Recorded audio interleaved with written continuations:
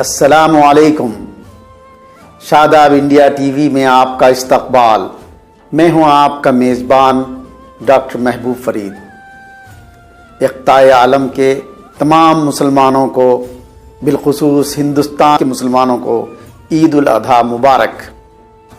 یقیناً مسلمانوں کی 2 عیدیں غم اور خوشی کے جذبات کے ساتھ گزر گئیں۔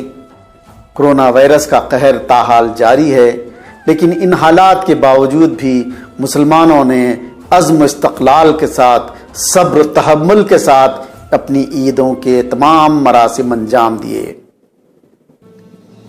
ناظرین اکرام، اسلامی تعلیمات کے مطابق ہاتھ پھیلانا پسندیدہ عمل نہیں ہے، لیکن بہت شدید ضرورت ہو تو کسی ایسے شخص کے سامنے ہاتھ پھیلایا جا سکتا ہے جو متقی، پرہیزگار اور دیندار ہو۔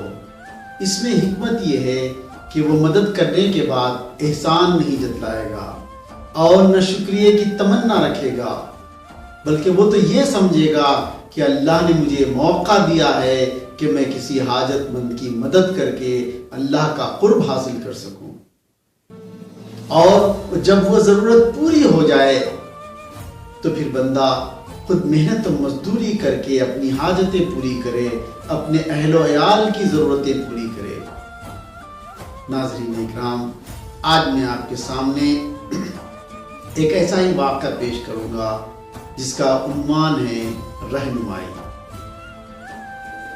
ایک شخص نے سوال کیا، بھائی مجھے تھوڑے سے شہد کی ضرورت ہے، دراصل مجھے ایک بیماری ہے جس کا علاج شہد ہی سے ممکن ہے، کیا آپ مجھے تھوڑا سا شہد دے سکتے ہیں؟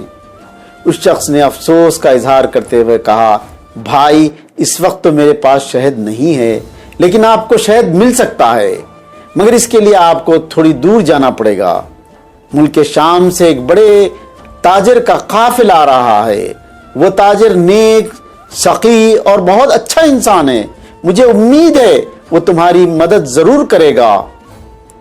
اس نے اپنے محسن کا شکریہ ادا کیا اور شہر سے باہر نکل آیا تاکہ قافلہ پہنچے تو اس نیک بخت تاجر کے سے اپنی ضرورت کے مطابق شہد حاصل کر سکے۔ طویل انتظار کے بعد ایک قافلہ دور سے آتا ہوا نظر آیا۔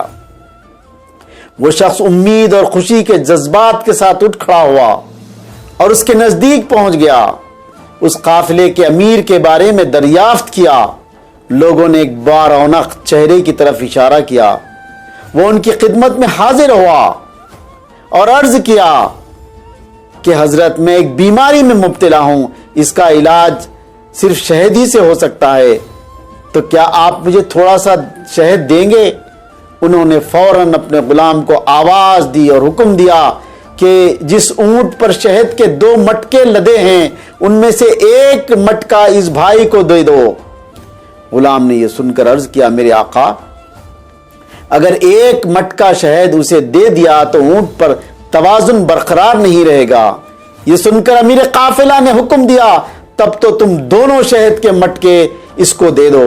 یہ سن کر غلام گھبرایا اور بولا، آقا یہ شخص اتنا وزن نہیں اٹھا سکے گا۔ اس پر قافلے کے امین نے فرمایا، تو پھر شہد کے دونوں مٹکوں کے ساتھ اونٹ بھی دے دو۔ غلام بھاگا اور شہد کے 2 مٹکوں کے ساتھ اونٹ بھی اس حاجت مند کے حوالے کر دیا۔ وہ ضرورت مند دل کی گہرائیوں سے امیر قافلہ کا شکر ادا کرتے ہوئے اونٹ کی رسی تھامے خوشی خوشی چلا گیا۔ وہ حیران بھی تھا اور دل سے امیر قافلہ کے حق میں دعائیں بھی دے رہا تھا۔ وہ سوچ رہا تھا، یہ شخص کس قدر سخی ہے، میں نے تو اس سے محض تھوڑا سا شہد مانگا تھا، اس نے تو مجھے 2 مٹکے شہد دے ڈالے، شہد کے مٹکے ہی نہیں بلکہ جس پر شہد ڈالا گیا تھا وہ اونٹ بھی دے ڈالا۔ ادھر غلام اس ضرورت مند کے شہد کے مٹکے اور اونٹ حوالے کر کے اپنے آقا کی خدمت میں حاضر ہوا تو آقا نے پوچھا، جب میں نے تمہیں شہد کا 1 مٹکا دینے کے لیے کہا تو تم نے عذر کیا، جب میں نے 2 مٹکے دینے کے لیے کہا تب بھی تم نے عذر کیا، لیکن جب میں نے تمہیں شہد کے مٹکوں کے ساتھ اونٹ بھی دینے کا حکم دیا تو تم دوڑے دوڑے چلے گئے، اور اس کی کیا وجہ تھی؟ غلام کچھ دیر خاموش رہنے کے بعد نہایت ادب و احترام سے عرض کیا، میرے آقا، جب میں نے یہ حکم سنا کہ اس حاجت مند کو 1 مٹکا شہد دے دوں تو میں نے عذر کیا کہ اونٹ پر 2 مٹکے ہیں، 1 مٹکا دینے کی وجہ سے اونٹ پر توازن نہیں رہے گا، تو آپ نے مجھے حکم دیا کہ دونوں مٹکے اسے دے دوں۔ تب میں نے عذر کیا کہ یہ مٹکے نہیں اٹھا سکے گا، تب آپ نے حکم دیا کہ دونوں مٹکوں کے ساتھ اونٹ بھی دے دوں۔ میں ڈر گیا کہ اس بار میں نے کچھ عذر کیا تو آپ مجھے بھی اس کے ساتھ جانے کا حکم نہ فرما دیں، اس لیے میں دوڑ کر شہد کے دونوں مٹکے اور اونٹ اس حاجت مند کے حوالے کر دیا۔ یہ سن کر آقا نے فرمایا، اگر تم اس کے ساتھ چلے جاتے تو اس غلامی سے آزاد ہو جاتے، اور یہ تمہارے لیے تو اور بھی اچھا ہوتا۔ غلام نے ادب و احترام کے ساتھ عرض کیا، اے میرے آقا، میں آزادی نہیں چاہتا، اس لیے کہ آپ کو تو مجھ جیسے سینکڑوں غلام مل جائیں گے، مگر مجھے آپ جیسا آقا نہیں مل سکے گا۔ میں آپ کی غلامی میں رہنے کو آزادی سے زیادہ پسند کرتا ہوں۔ دوستو، آپ سمجھے یہ سقیداتا کون تھے؟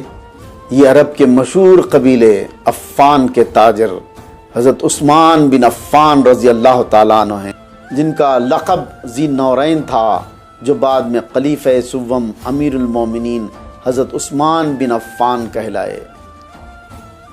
اے شاخ گئے وعدہ فردا لے کر، اے شاخ گئے وہ وعدہ فردا لے کر، اب انہیں ڈھونڈ چراغ رخ زیبا لے کر۔